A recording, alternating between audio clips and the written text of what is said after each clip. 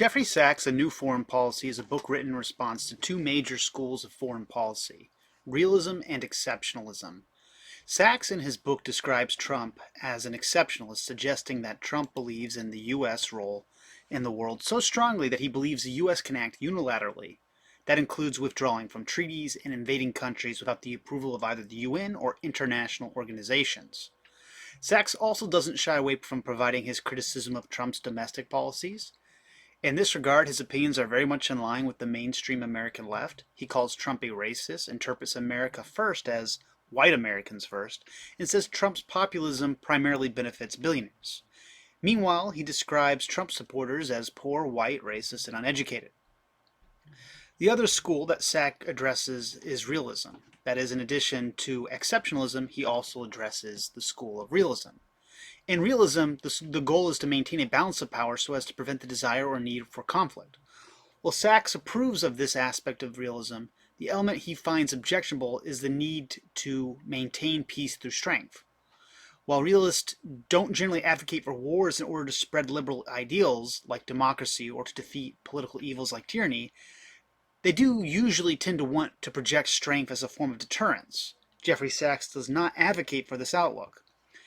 Jeffrey Sachs differentiates himself from both exceptionalist, like Trump, and realist, and instead presents a third approach called internationalism. The basis for internationalism is that instead of viewing global powers that act hostile to their neighboring countries that may pose threats, it makes sense to view these actions as defensive, that is, in response to U.S. power. Similarly, rather than trying to compete with countries like China, it makes more sense to collaborate on common causes such as ecology and green energy.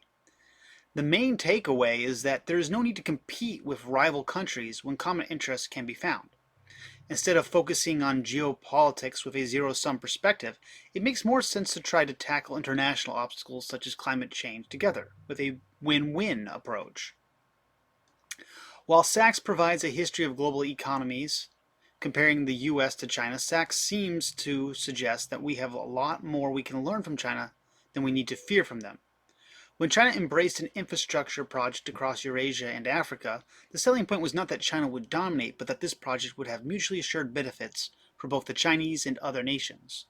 According to Sachs' view, Trump's American exceptionalism would reject such collaborations and would instead frame such collaborations as scams that benefit foreign countries at America's expense.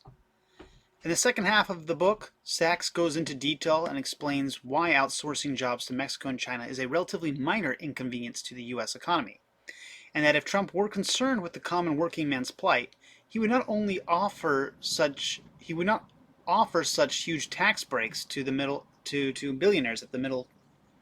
He would not offer such huge tax breaks to billionaires at the expense of the middle class. Rather, where Sachs does see the need for competition is in technological advances. In later chapters, he describes Trump as being thoroughly anti-science in his outlook, while seeing scientific advancement as the primary cause of America's geopolitical success. Here, Sachs advocates for more spending, not less. Sachs does not advocate for naivety in his internationalist approach or in collaboration. He suggests that internationalist agreements need to be made with assurances. The suggestion he puts forward is TFT, tick for tat, where agreements are made and requests are granted based on reciprocal exchanges. For instance, if Russia wants Ukraine out of NATO, what is it that Russia can give the West to assure they won't invade Ukraine?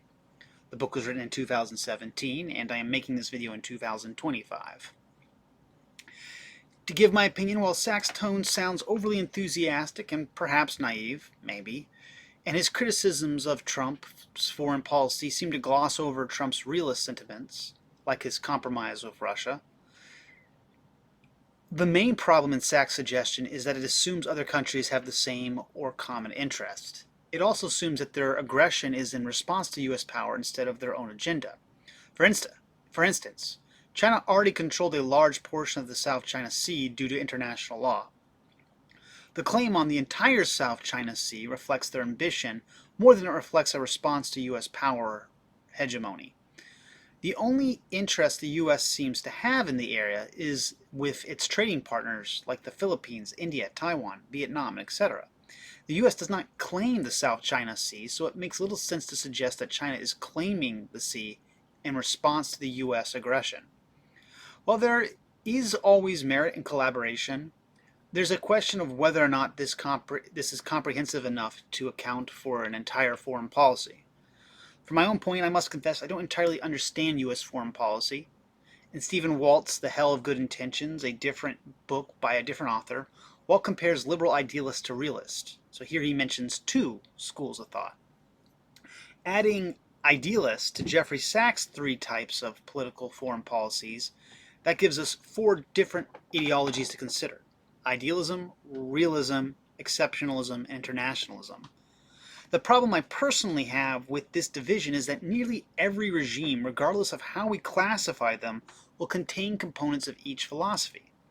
Obama, for instance, very much seemed like an idealist when he spoke about human rights, but he never allowed this to influence his interactions with China.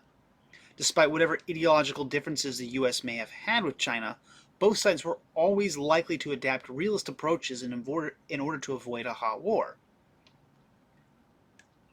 Meanwhile, Obama was also very much a idealist